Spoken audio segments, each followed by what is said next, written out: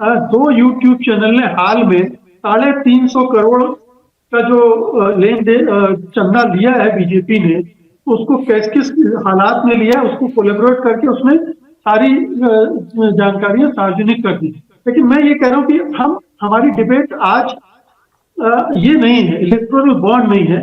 हमारा कहना ये कि ये सीएए क्यों लाया गया, क्या उसको छिपाने के लिए? लेकिन डाटा तो कल आएगा ही, डाटा को तो वो रोक नहीं पाएंगे। आज हेडलाइन नहीं बनी, कल बनेगी, जब उस खबरों का विश्लेषण होगा, कोलैबोरेट करके उसकी अर्थ निकाले जाएंगे, तब फंसेगी सरकार, कब तक बचेगी। मैं वापस आ रहा हूं, मैं आपके सीएए के क्वेश्चन पे वापस आ रहा हूं। ये जो टाइमिंग है, ये बिल्कुल ये टाइमिंग है कि अब देश, देखिए जैसे विनोद जी भी कह रहे थे कि राम मंदिर का मुद्दा अब धीरे धीरे लगभग ठंडा पड़ता जा रहा है। आप जो वहां अगर जाएंगे अयोध्या में भी, तो वहां आने वाले लोगों की तादाद काफी कम हो गई है। वो तब है जब सरकार ने ये योजनाएं शुरू कर रखी हैं कि भाई आपको हम फ्री वहां का दर्शन कराएंगे। फ्री दर्शन कराने के बावजूद वो कितनी संख्या हो रही है, ये देखने वाली बात है।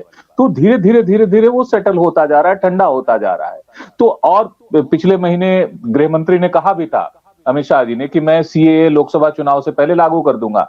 आज आप तब नोटिफिकेशन जारी कर रहे हैं जब 1 या 2 दिन या मुश्किल से चंद समय रह गए हैं इसमें इलेक्शन का डेट अनाउंस होने में।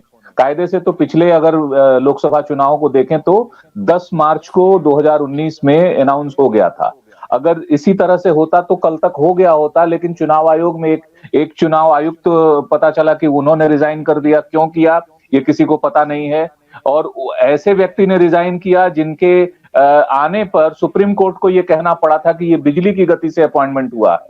बिजली की गति से जिसका अपॉइंटमेंट हुआ वो बिजली की गति से क्यों चला गया, कारण क्या है, ये एक वो है। इस समय आप सीएए को लेके आ रहे हैं तो निश्चित रूप से आपको लगता है कि चूंकि वो रिलीजियस इश्यूज बहुत ज्यादा धार नहीं पकड़ रही है, इसलिए ऐसी चीज को उठाओ जिससे विभिन्न समाजों के लोग जो हैं वो खड़े हो जाएं, गोलबंदी शुरू हो जाए। आप सीएए की बात उठाते हैं, 3 देशों से, बांग्लादेश, पाकिस्तान, अफगानिस्तान, वहां से आए हुए अल्पसंख्यकों को आप एक तरह से वो नागरिकता देंगे। यानी कि जो घुसपैठ करने वाले या शरणार्थी हैं, उन दोनों में भी आपने धार्मिक विभाजन कर दिया।